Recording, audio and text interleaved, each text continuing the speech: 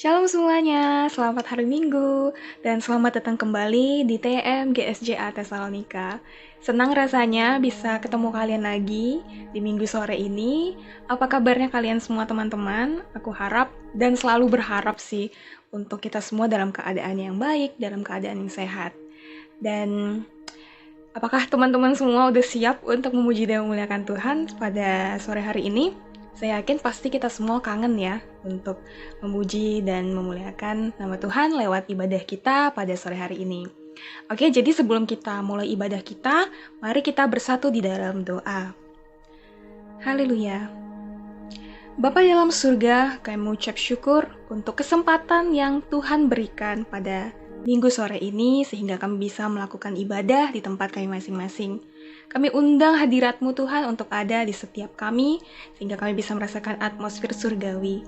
Dan kami juga menyerahkan ibadah ini ke dalam tangan-Mu, biarlah semuanya bisa berjalan dengan lancar, dan kiranya Tuhan Yesus menjauhkan kami dari segala gangguan-gangguan ketika kami melaksanakan ibadah di sore hari ini. Kepadamu kami serahkan segalanya, dan kami siap untuk memuji memuliakan nama-Mu, serta mendengarkan firman-Mu. Di dalam nama Tuhan Yesus Kristus kami berdoa dan mengucap syukur. Haleluya. Amin.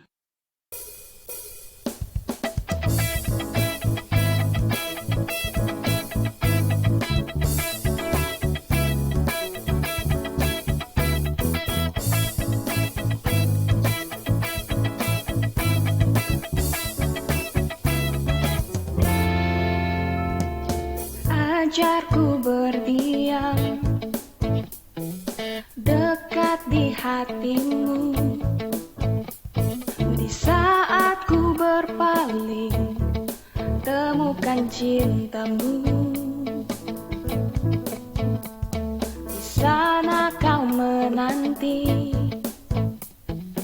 untuk bawaku lagi bersekutu dalam damai yang sejati. Oh, ku damba hadir-Mu. Oh, inilah rinduku. Hidupku hanyalah untuk-Mu.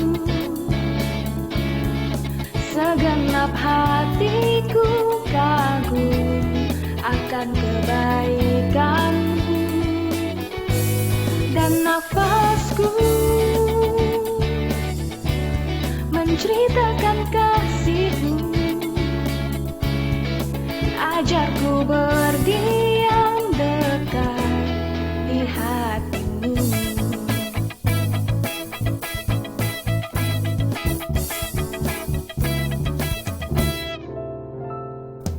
Ajarku berdiam dekat di hati-Mu, di saat ku berpaling, temukan cinta-Mu. Di sana Kau menanti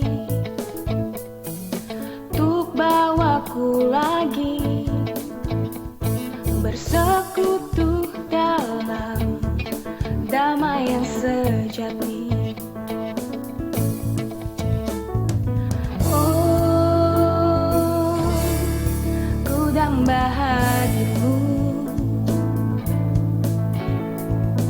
Oh, inilah rinduku. Hidupku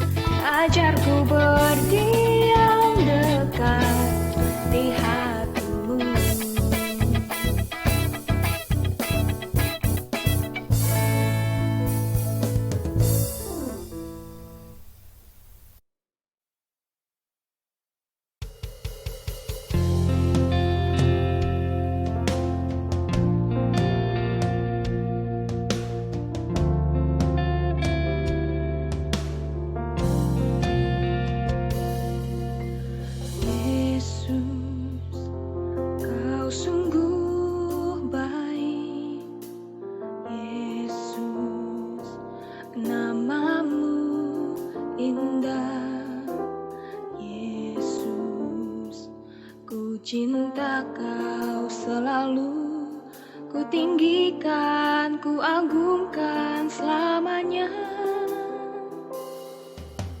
Yesus, Kau sungguh baik. Yesus, namamu indah. Yesus, ku cinta Kau selalu, ku tinggikan, ku agungkan selamanya. Ku mau memujimu, ku selalu pujimu, ku mau menyembahmu, ku selalu sembahmu.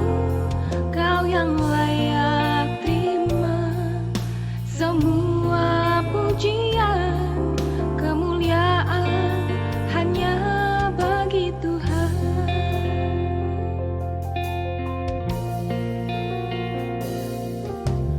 Yesus, Kau sungguh baik. Yesus, namamu indah. Yesus, ku cinta Kau selalu, ku tinggikan, ku agungkan selamanya. Ku mau memujimu, ku selalu pujimu, ku mau menyembahmu, ku selalu sembahmu. Kau yang layak terima semua pujian, kemuliaan hanya bagi Tuhan. Ku mau memujimu, ku selalu pujimu, ku mau menyembahmu, ku selalu sembahmu. Kau yang layak terima semua pujian, kemuliaan hanya bagi Tuhan.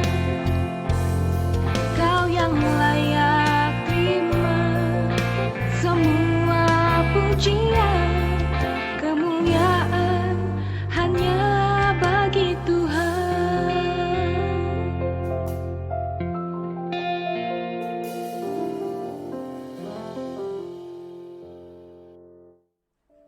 Shalom, selamat sore rekan-rekan muda yang dikasihi Tuhan. Sebelum kita masuk di dalam perenungan firman Tuhan, mari saya ajak kita satu di dalam doa, kita berdoa. Allah Bapa di dalam sorga, di dalam nama Tuhan kami Yesus Kristus yang telah menjadi Tuhan dan Juru Selamat kami, terima kasih ya Tuhan untuk kesempatan sore hari yang indah ini. Kami bersama-sama mau belajar firman-Mu. Tuhan, kami terbatas, secara khusus hamba-Mu yang menyampaikan firman Tuhan sangat terbatas adanya, dan kami percaya Roh Kudus tidak terbatas memberikan kami pengertian, memberikan kami kemampuan untuk bisa dapat mengerti, memahami, bahkan melakukan firman Tuhan ini di dalam kehidupan kami setiap hari. Terima kasih Tuhan Yesus untuk kebaikan-Mu, dan inilah doa kami. Di dalam nama Tuhan kami Yesus Kristus, kami berdoa, haleluya, amin. Baik, saudaraku yang dikasihi Tuhan, rekan-rekan muda dimanapun Anda berada, yang mendengar akan firman Tuhan ini, yang melihat firman Tuhan ini, sekarang kita akan mau belajar satu tema yang menurut saya ini adalah tema yang sangat luar biasa, yaitu belajar menilai zaman dan hidup di dalam kebenaran. Baik, kita akan membaca nats yang mendasari firman Tuhan pada sore hari ini, terdapat di dalam Lukas 12 ayat 54 sampai 57 dan 2 Timotius 3 ayat 14 sampai 17. Demikianlah firman Tuhan. Lukas 12 ayat 54 sampai 57 berkata begini.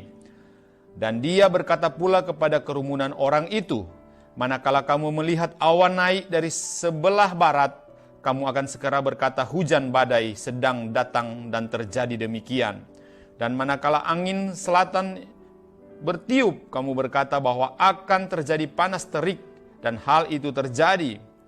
Hai munafik, kamu tahu bagaimana menilai rupa bumi dan langit, tetapi bagaimana mungkin kamu tidak menilai saat ini atau menilai zaman ini? Dan mengapa pula kamu tidak memutuskan yang benar dari dirimu sendiri? Kemudian kita baca di 2 Timotius 3 ayat 14 sampai 17 berkata demikian. Tetapi hendaklah engkau tetap berpegang pada kebenaran yang telah engkau terima dan engkau yakini, dengan selalu mengingat orang yang telah mengajarkannya kepadamu. Ingatlah juga bahwa dari kecil engkau sudah mengenal kitab suci yang dapat memberi hikmat kepadamu dan menuntun engkau kepada keselamatan oleh iman kepada Kristus Yesus. Segala tulisan yang diilhamkan Allah memang bermanfaat untuk mengajar, untuk menyatakan kesalahan, untuk memperbaiki kelakuan, dan untuk mendidik orang dalam kebenaran.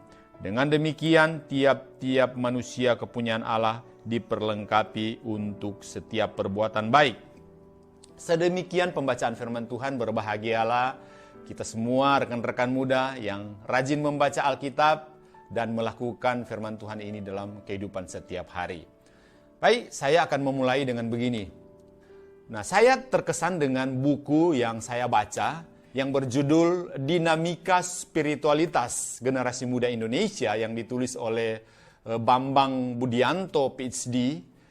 Dia mendapatkan sebuah kesimpulan berdasarkan hasil temuan dari penelitian perdana yang dilakukannya di dalam bilangan Research Center atau BRC. Dia melibatkan 4.095 orang responden generasi muda yang range umurnya 15 sampai 25 tahun yang tersebar di 42 kota kabupaten di seluruh Indonesia. Nah, di dalam buku ini yang mengatakan bahwa ada 3 kekurangan atau 3 kelemahan generasi muda zaman now. Dia katakan kekurangan yang pertama adalah generasi muda zaman now itu kurang lagi tertarik kepada hal-hal yang rohani. Kemudian yang kedua, dia katakan bahwa generasi zaman now itu adalah generasi yang kurang menghargai otoritas. Dia memberikan contoh, banyak generasi muda yang tidak lagi menghargai pemimpinnya, yang tidak, kalau di gereja tidak menghargai pemimpin rohaninya, para gembala, para pendeta, para penginjil yang bertugas yang melayani di gereja. Jadi, poin yang kedua, menurut Bambang Budianto, dia katakan generasi sekarang ini kurang menghargai otoritas. Dan yang ketiga, generasi zaman now menurut Bambang Budianto adalah generasi yang kurang bertanggung jawab. Ya, itu menurut survei yang sudah dilakukan dengan responden 4.095. Ya. Nah, saya kira pandangan ini ditujukan hanya sebagian kecil anak muda yang ada ya. Anak muda Kristen, karena saya tahu anak muda Kristen itu, apalagi di gereja kita GSC Tesalonika, adalah anak muda yang cinta Tuhan, ya, anak muda yang sungguh luar biasa, anak muda yang mengasihi Tuhan, ya. Namun kita juga itu harus melihat dari sudut pandang firman Tuhan. Misalnya firman Tuhan berkata di dalam 2 Timotius 3 ayat 1 sampai 5, di dalam konteks yang sama yang kita baca tadi, dia katakan begini. Ketahuilah bahwa keadaan pada hari-hari terakhir akan sulit dihadapi dan berbahaya. Nah, orang-orang akan mencintai diri sendiri, terus kemudian mencintai uang, membanggakan diri, merasa diri hebat, menghina, tidak taat kepada orang tua, tidak berterima kasih atau tidak tahu berterima kasih, tidak setia, tidak punya kasih sayang, tidak mau berdamai, suka menfitnah, tidak punya pengendalian diri, garang, dan tidak menyukai kebaikan. Nah, itu firman Tuhan dengan jelas itu mengatakan ini adalah satu pandangan kepada Timotius oleh Paulus untuk menyatakan bahwa orang-orang yang hidup di akhir zaman modelnya seperti ini. Dan memang gak heran. Jadi saya setuju dengan apa yang dikatakan oleh Bapak Bambang Budianto yang melihat kekurangan atau kelemahan generasi zaman now. Nah, di ayat yang keempat juga dia berkata, suka berkhianat, keras kepala, sombong, mencintai kesenangan, bukannya mencintai Allah. Itu berpura-pura mengabdi kepada Allah padahal menolak bimbingan kuasa. Katakan, jauhilah orang-orang seperti itu.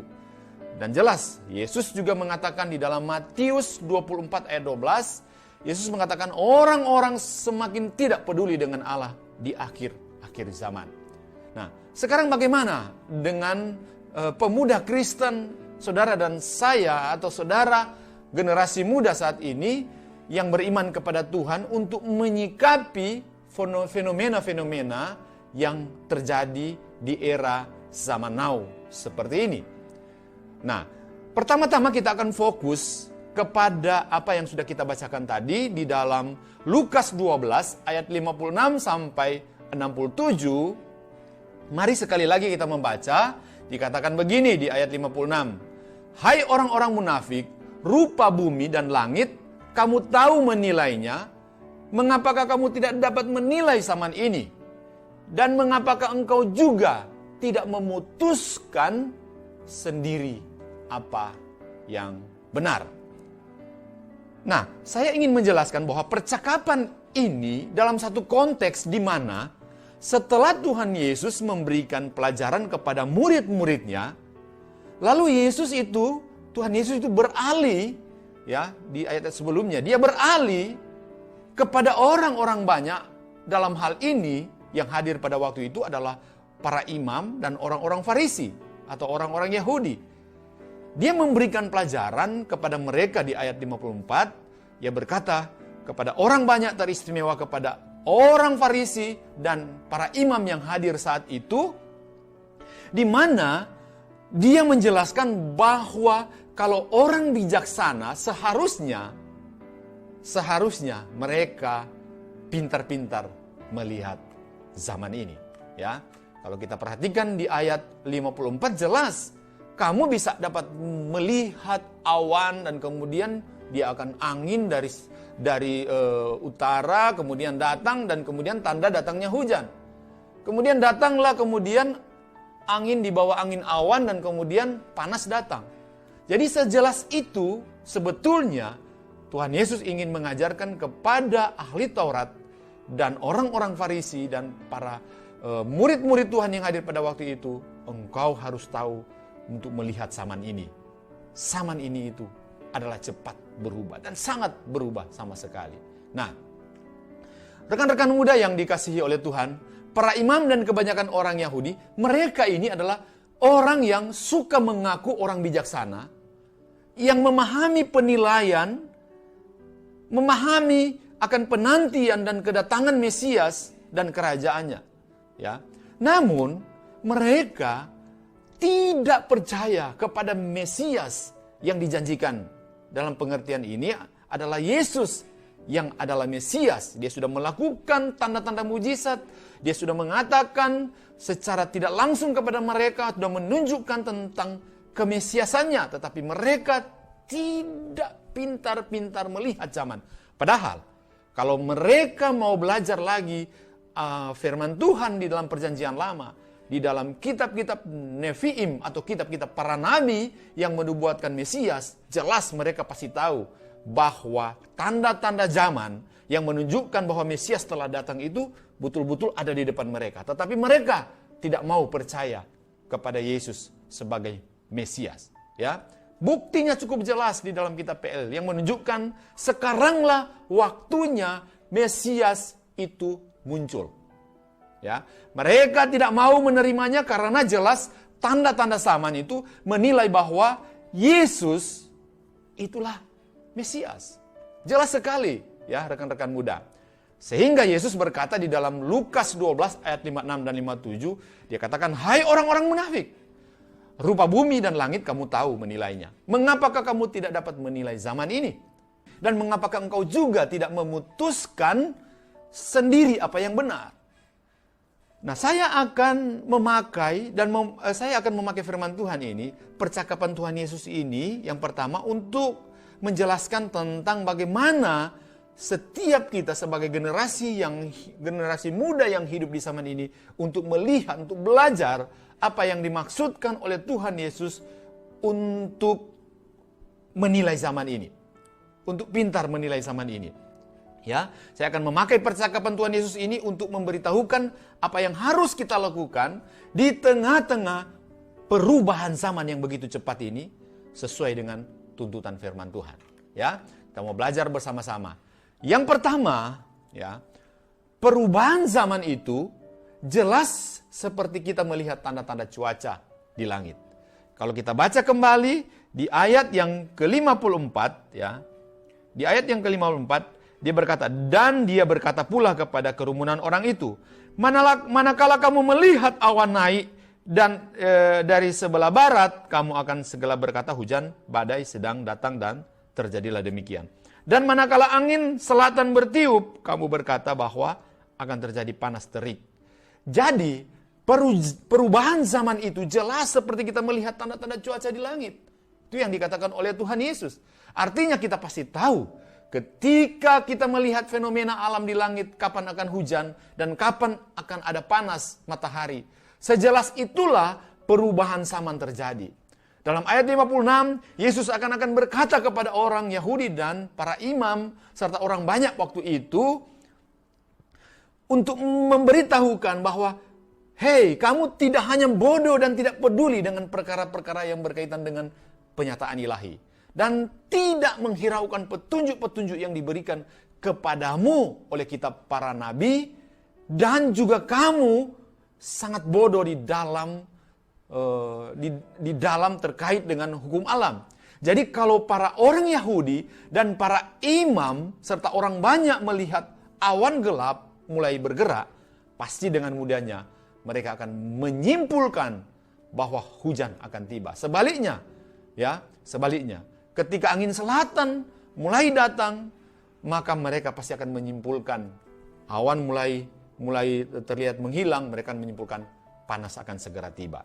Sejelas itulah perubahan zaman itu yang terjadi sekarang ini. Menurut Tuhan Yesus, kesimpulan bahwa Yesus adalah Mesias, ini juga merupakan hal yang mudah bila orang mau melihat berbagai perbuatan kemesiasannya. Ya, inilah masa dan zaman Mesias datang. Sama mudahnya seperti ketika orang melihat tanda-tanda cuaca dan kemudian menyimpulkan bahwa hari akan terang dan malah hujan itu akan turun. Sejelas itulah kita melihat perubahan zaman. Nah, saudara-saudara, rekan-rekan muda yang saya kasihi di dalam Tuhan kita Yesus Kristus, zaman di mana kita hidup, perubahan begitu cepat. Kita generasi yang hidup zaman ini, saudara-saudara sebagai generasi muda sekarang, adalah kelompok yang paling beruntung dibandingkan kelompok orang-orang muda di zaman dahulu. Nah, perubahan zaman itu begitu ketat. Mengapa tidak? Zaman di mana kita tinggal itu mengalami perubahan yang begitu pesat. Perkembangan teknologi informasi dan media itu diikuti oleh hadirnya piranti-piranti teknologi seperti gadget, HP dengan berbagai jenis, internet, TV smart, digital, dan lain sebagainya. Yang tak terbayangkan di masa lalu dan sekarang itu sudah muncul. Sampai ini semua itu mempermudah generasi yang hidup di zaman now untuk berinteraksi dan memanjakan kehidupan. Dulu kita hanya mengirimkan berita melalui kantor pos atau mendengar berita yang terjadi melalui TVRI, satu-satunya siaran pada waktu itu. Saya ingat pada waktu itu TVRI, ya. Dulu kita cuma hanya menonton dunia dalam berita. Tetapi sekarang kantor pos itu sudah di tangan kita. HP gadget yang tersambung dengan internet, data internet. Kapan aja kita bisa dapat menerima data, mengirim data, melihat berita-berita terbaru yang ada. Ya, mau menonton film, real time kita bisa dapat di dalam waktu sekejap. Jadi, saudara-saudara rekan muda yang dikasihi oleh Tuhan kita Yesus Kristus, perubahan zaman itu begitu cepat. Kita melihat zaman itu adalah zaman seperti cepatnya ketika kita tahu kapan akan hujan, itu kapan akan panas datang. Karena sekarang itu saudara, hampir semua orang di dunia ini mungkin sudah memiliki email, ya, akun email. Bagaimana kalau saudara mau membuat akun Facebook, itu butuh email. Apalagi kalau saudara memiliki banyak sekali media-media atau medsos yang ada, Instagram, saudara butuh email. Maka saya katakan bahwa hampir semua orang itu sudah punya email. Dulu memakai mesin ketik, sekarang kita tidak menggunakannya lagi. Dulu kita hanya belajar memakai lampu botol, lampu lilin, tapi sekarang sudah memakai lampu LED, lampu hemat energi, bahkan lampu pintar, lampu smart. Sayangnya, rekan-rekan muda, banyak di antara anak-anak muda sekarang ini yang hobi dengan teknologi, yang teknologi yang sangat luar biasa ini tidak diikuti dengan cara dan sikap hidup yang benar. Nah, oleh beberapa anak muda sekarang, ada begitu banyak orang yang salah menggunakan piranti teknologi ini. Ada banyak di antara generasi muda yang salah menggunakan dan memanfaatkan teknologi ini. Dan inilah tantangan yang ada di dalam generasi muda zaman now. Ya, makanya ada yang mengatakan bahwa tantangan yang dihadapi generasi milenial atau generasi anak muda zaman now lebih sulit dibandingkan dengan tantangan generasi muda zaman dahulu. Makanya marilah kita cermati perubahan zaman yang sedang terjadi dalam kehidupan kita, yang meninggalkan jejak sejelas perubahan cuaca. Ya, begitu cepat. Zaman terus berubah. Yang kedua, di dalam teks yang kita baca tadi, di dalam kitab Lukas pasal yang ke-12, itu mengajarkan kita bahwa setiap perubahan menuntut kita untuk memutuskan apa yang benar. Nah, inilah yang perlu untuk kita ketahui. Di dalam percakapan, saudara, di dalam percakapan dan pengajaran Tuhan Yesus di Injil Lukas 12 ayat 56 sampai 57, perhatikan setelah Yesus mengatakan ayat 56, "Hai orang-orang munafik, rupa bumi dan langit kamu tahu menilainya. Mengapakah kamu tidak dapat menilai zaman ini?" Dan perhatikan ayat 57, Yesus mengatakan dengan jelas, ya, "Dan mengapakah engkau juga tidak memutuskan sendiri apa yang benar?" Dan itu berarti di balik perubahan zaman dengan munculnya teknologi yang sangat luar biasa zaman sekarang ini, ada pergumulan-pergumulan baru yang dulu tidak ada, yang sekarang merebak, bahkan ada di tangan kita. Ya, misalnya, sebaiknya bagaimana cara rekan-rekan muda di dalam menggunakan HP, gadget, dan bagaimana kita dengan memilah-milah konten apa yang bisa rekan-rekan muda buka. Pertanyaannya, bisakah ketika kita sedang beribadah, HP, gadget kita aktif, kita gunakan di tangan kita? Atau pantaskah kita main game pada saat kita sedang beribadah? Ya, pantas enggak? Nah, pantaskah kita membuka gambar-gambar yang tidak etis, gambar-gambar yang tidak pantas, misalnya pornografi dan sebagainya? Saudara tahu bahwa akibat teknologi ini, di dalam pengertian teknologi informasi ini, banyak orang-orang yang salah jalan, banyak orang-orang yang tertipu, banyak orang-orang yang kena hoax, banyak orang-orang yang salah menggunakan akan piranti teknologi ini dengan hidup di dalam gelimang dosa. Ya, banyak orang yang berkelahi, saling membunuh cuman hanya karena membuat status-status yang tidak benar, status-status yang memancing orang untuk marah kepada kita, dan akhirnya terjadi hal-hal yang tidak diinginkan dan tidak dikehendaki.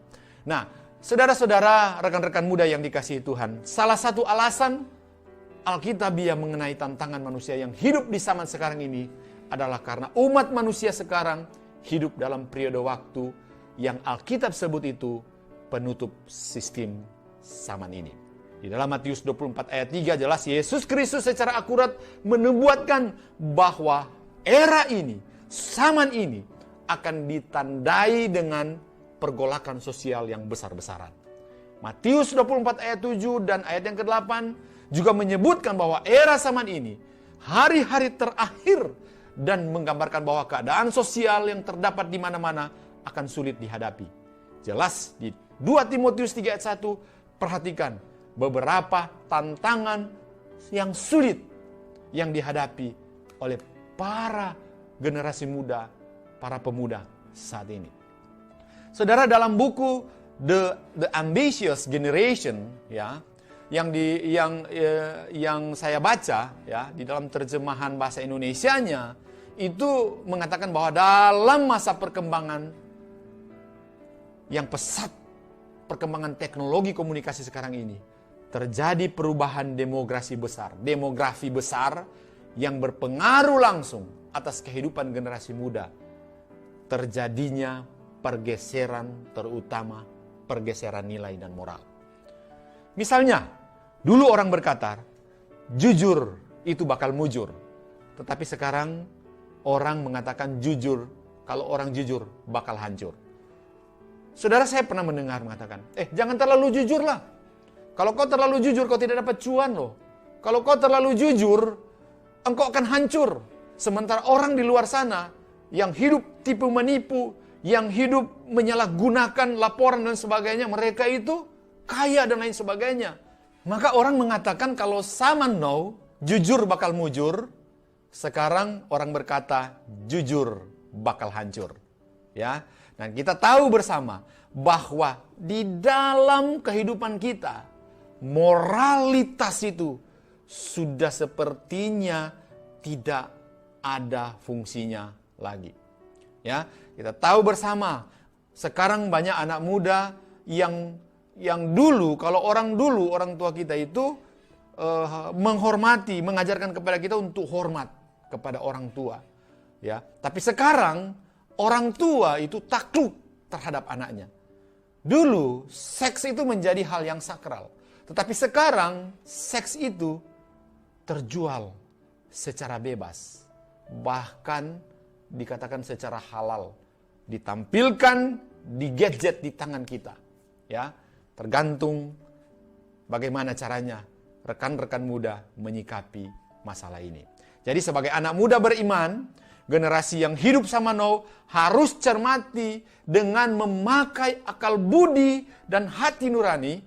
Karena itu jika kita mau berpikir dengan hikmat ilahi, kita akan mendapatkan keputusan-keputusan yang benar sesuai dengan gambaran firman Allah. Ya, akan dibukakan di dalam hati kita bahwa semua hukum Kristus, semua ajaran Kristus itu adalah benar adanya. Dan bahkan tidak ada hal yang lebih pantas atau lebih baik bagi kita selain kita membaca firman Tuhan. Kita wajib untuk belajar firman Tuhan.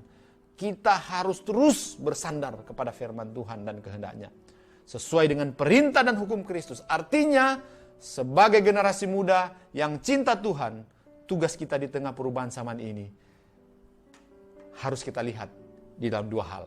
Ya, yang pertama, kita harus rajin untuk mencermati perubahan yang ada itu. Ikuti perubahan itu, jangan sampai ketinggalan, jangan jadi anak muda yang Kristen yang ketinggalan zaman. Sementara yang kedua, kita harus mengambil keputusan untuk dilema-dilema moral, dilema-dilema etika yang baru yang sesuai dengan kehendak Tuhan. Melalui perubahan teknologi ini, kita berhikmat dan bersandar kepada kebenaran Tuhan. Artinya, kita konsisten di dalam kebenaran. Hanya ini yang dapat membuat orang muda beriman bisa bertahan di dalam tantangan era teknologi saat ini. Nah, kebenaran apa saja sih yang perlu untuk kita lakukan? Ya, di dalam 2 Timotius 3 ayat 14-17 dikatakan, tetapi hendaklah engkau tetap berpegang pada kebenaran yang telah engkau terima dan engkau yakini dengan selalu mengingat orang yang telah mengajarkannya kepadamu. Ingatlah juga bahwa dari kecil engkau sudah mengenal kitab suci yang dapat memberi hikmat kepadamu dan menuntut engkau kepada keselamatan oleh iman kepada Yesus Kristus. Segala tulisan yang diilhamkan Allah memang bermanfaat untuk mengajar, untuk menyatakan kesalahan, untuk memperbaiki kelakuan, dan untuk mendidik orang di dalam kebenaran. Dengan demikian tiap-tiap manusia kepunyaan Allah diperlengkapi untuk setiap perbuatan baik. Nah, kebenaran yang pertama yang harus kita pegang teguh adalah tetap berpegang kepada kebenaran firman Allah. Ya, jelas sekali Paulus memberi nasihat kepada Timotius, tetapi adalah engkau tetap berpegang pada kebenaran. Garis bawahi, berpegang kepada kebenaran yang telah engkau terima dan engkau yakini dengan selalu mengingat orang yang telah mengajarkan kepadamu. Ingat baik-baik. 2 Timotius 3 ayat 14 dan 15. Paulus mengajarkan bahwa Timotius akan mengenal kebenaran kalau dia tetap berpegang pada kebenaran. Ini sesuai dengan prinsip di dalam ajaran Yesus. Seperti yang Yesus katakan di dalam Yohanes 8 ayat 31. Dikatakan, jikalau kamu tetap dalam firman-Ku, kamu benar-benar adalah murid-Ku. Dan kamu akan mengetahui kebenaran. Dan kebenaran itu akan memerdekakan kamu. Timotius sebagai anak muda, dia berpegang teguh kepada kebenaran. Karena ada orang-orang yang mengajarinya, baik masa itu maupun sejak masa kecilnya di keluarganya. Jadi ingat baik-baik, pegang kebenaran. Lihatlah, perhatikanlah apa yang sudah diajarkan kepada kita. Ya, kepada rekan-rekan muda sekalian, melalui Bapak Gembala, melalui para penginjil, melalui para staf pastoral yang sudah mengajarkan kepada kita sekalian. Ya. Yang kedua, memahami dan mengerti hakikat dan manfaat kebenaran firman Tuhan. Jadi, dikatakan segala tulisan yang diilhamkan Allah memang bermanfaat untuk mengajar, untuk menyatakan kesalahan, untuk memperbaiki kelakuan, dan untuk mendidik orang di dalam kebenaran. Ada 4 hal. Dengan demikian, tiap-tiap manusia kepunyaan Allah diperlengkapi untuk setiap perbuatan baik. Ya, permasalahannya, banyak orang yang rajin beribadah dan selalu mau diajar, tetapi tidak pernah mengenal kebenaran. Sebaliknya, banyak orang yang mau mengajar, banyak orang yang mau mengajar firman Tuhan, tetapi mereka tidak mau belajar firman Tuhan. Inilah yang ironi bagi generasi sekarang ini. Oleh karena itu, kita harus tahu hakikat dan manfaat kebenaran firman Tuhan. Ya, ada 4 hal yang Paulus ajarkan kepada Timotius. Jika kita tidak percaya Alkitab adalah tulisan yang diilhamkan Allah, maka kita tidak akan pernah sampai pada pengenalan dan kebenaran yang sesungguhnya. Dan tidak akan mengalami semua manfaat firman Tuhan dalam hidup kita yang teruji melalui pertanyaan-pertanyaan yang saya sampaikan. Hakikat dan manfaat firman Tuhan. Apakah kita bersedia mengisikan firman Tuhan mengajarkan kita? Apakah kita bersedia firman Tuhan itu menyatakan kesalahan-kesalahan kita? Apakah kita bersedia mengizinkan firman Tuhan memperbaiki kelakuan kita? Dan apakah kita bersedia mengizinkan firman Tuhan mendidik kita di dalam kebenaran? Generasi muda saat ini, saudara-saudara, rekan-rekan muda yang menjawabnya sendiri. Saya percaya kalau engkau ambil ini sebagai hikmat yang terbesar dalam hidupmu, saya percaya masa depanmu akan cerah. Saya percaya engkau paling beruntung di dunia ini. Karena engkau tahu betapa bernilainya firman Tuhan itu dalam kehidupanmu.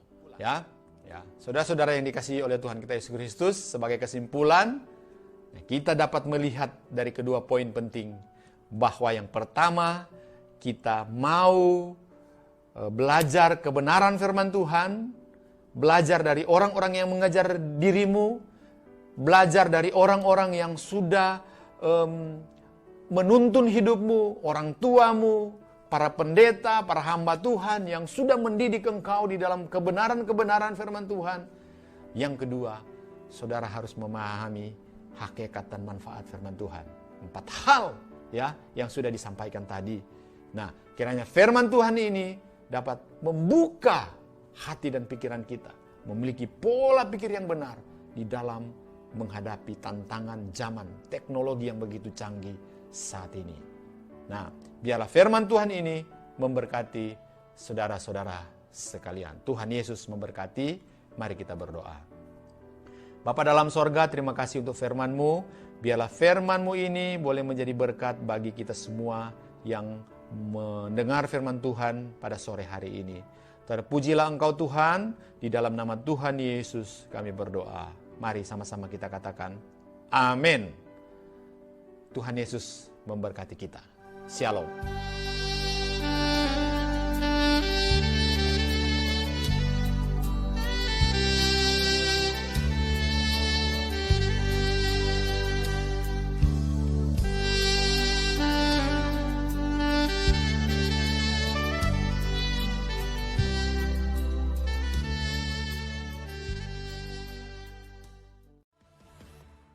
Terima kasih buat teman-teman yang sudah mengikuti ibadah kali ini. Semoga kalian terberkati dengan ibadah kali ini.